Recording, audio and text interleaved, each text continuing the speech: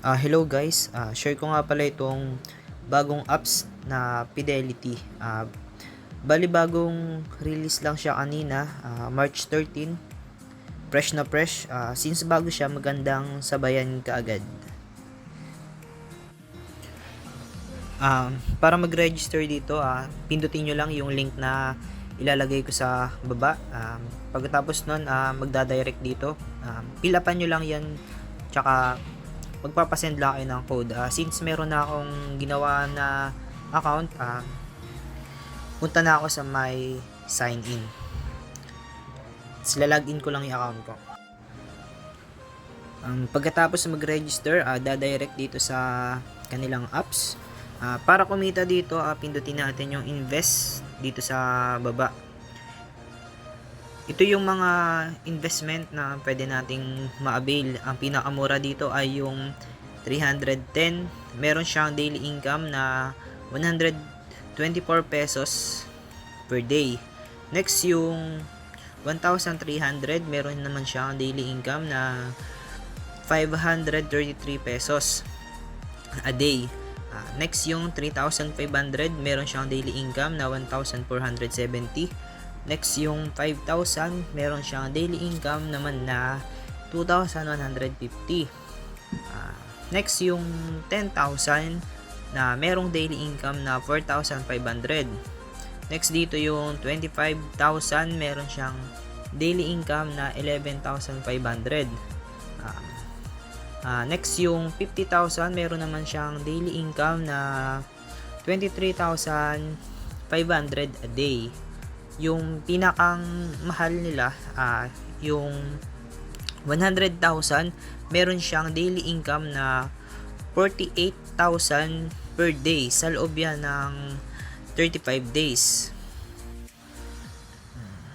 Para makapag-deposit, punta lang tayo dito sa my wallet sa baba.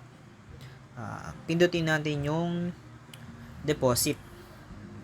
Ilagay natin kung ilang yung amount na gusto natin i-deposit. Halimbawa 310, GCash to deposit. Magdadirect siya sa globalgamepay.com. Lagay lang natin yung ating mobile number para makapagbayad nung 310. Since nakapag-deposit na ako, papakita ko na lang. Nakapag-deposit ako ng 310. Pumasok naman siya kagad dito sa apps. Binili ko kagad yung tig 310 pesos. Itong pinakang mura lang muna, itong may daily income na 124 pesos per day. Ang pag-withdraw naman dito guys, pindutin lang natin ulit itong wallet na nasa baba. Pindutin natin itong withdraw. Ilagay natin yung amount na gusto nating i-withdraw tsaka yung transaction password.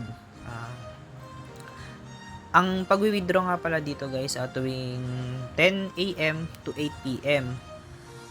Tas ang minimum withdrawal niya dito ay 150 pesos. Tas meron siyang tax rate na 6%. Bali ito yung kaltas sa withdrawin natin. Bali nakapag-withdraw na pala ako dito kaagad kanina.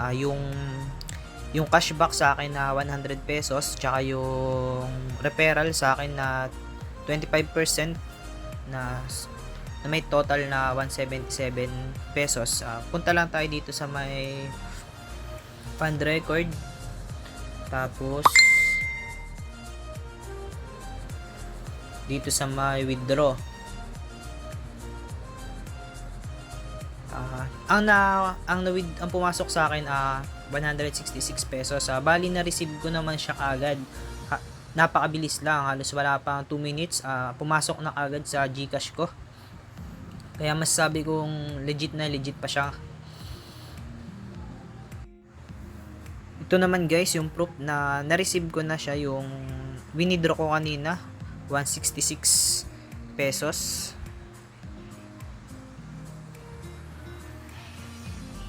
Ayan siya, 166.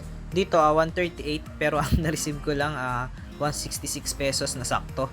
Meron siyang tax na 10 pesos. Para mag-invite guys, pindutin nyo lang tong share. Merong 25% ratio na reward dun sa bawat invite.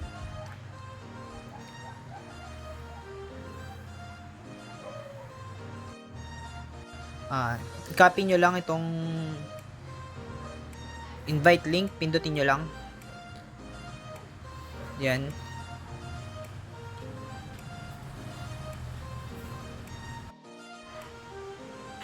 Ang mahigpit na paalala lang na yung mga ganitong klase na investment ay napakang high risk, high reward. Mas mabuti na ang ilabas lang natin pera yung tingin nating hindi masakit kapag nawala, yung sobra lang sa pera natin, na huwag tayong masyadong mag-expect agad ng mga sobrang lalaking profit. Basta ang ilabas lang natin yung kaya natin, yung hindi masakit sa ating dibdib kung malugi man, dahil investment to. Hindi natin masisigurado kung panalo, may chance din na matalo.